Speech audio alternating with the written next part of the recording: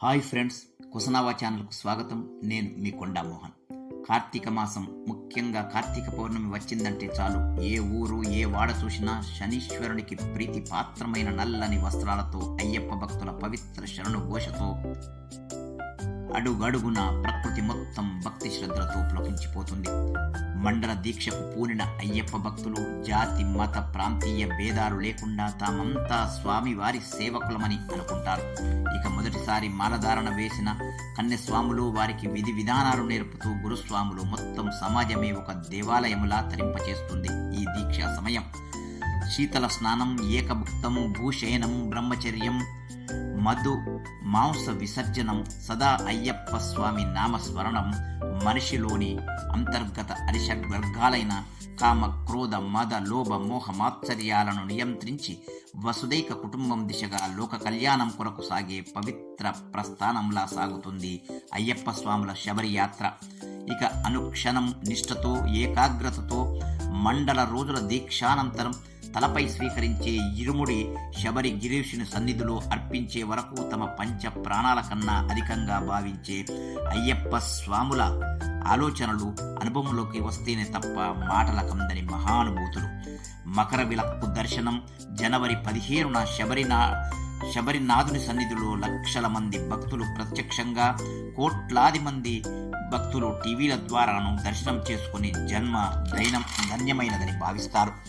దాదాపు 60 కిలోమీటర్లు వనయాత్ర చేసే క్రతువు పెద్దపాదంలో అత్యంత క్లిష్టమైన కొండలు, గుట్టలు, నదులు, వాగులు, వంకలు, భయానకమైన క్రూర మృగాల ఆవాసాలైన దట్టమైన అడవులు, కీకారణ్యాల మధ్యల నుండి సాగే ఈ యాత్రలో అయ్యప్ప స్వామి అభయహస్తమే ఏ ఒక్క అయ్యప్ప స్వామికి చీమనైనా కుట్టకుండా సన్నిధికి చేర్చుతుంది. ఎరిమేలిలో కన్నెమూల గణపతి స్వామి దర్శనంతో మొదలయ్యే పెద్దపాదం పాదయాత్ర నిట్ట నిలువైన కరిమల, ఆకాశాన్నంటే నీలిమల మొదలైన 7 సప్త పర్వతాలు దాటి మానస సరోవర సమానమైన ఆలుదా నది, పంబానదుల్లో స్నానంతో శారీరక శ్రమ క్షణములో మటుమాట్యమైన అనుభూతి అనుభవిస్తేనే తెలుస్తుంది. ఇక శరంగుత్తిలో బాణమర్పించి సన్నిధానంలో ప్రవేశించి ఇరుముడితో 18 ఒక్కో మెట్టు నెక్కుతూ స్వర్గారోహణ అనుభూతిని, స్వామివారి దర్శనంతో మానవ జీవిత సార్థకతానుభూతిని, ఇరుముడిలోని నెయ్యాభిషేకంతో స్వామివారిలో విలీనమైన మహానుభూతిని అనుభవించాల్సిందే కానీ మాటల్లో చెప్పరానిది. అందుకనే జీవితంలో ప్రతి ఒక్కరూ ఒక్కసారైనా ఆ శబరి గిరీషుని అయ్యప్ప స్వామిని దర్శించుకుంటే మానవ జన్మ సార్థకమైతుందని పెద్దలు చెబుతుంటారు.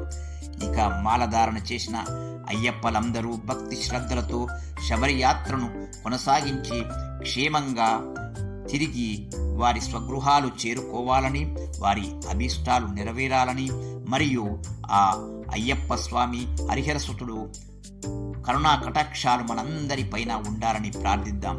స్వామియై శరణమయ్యప్ప. జై హింద్.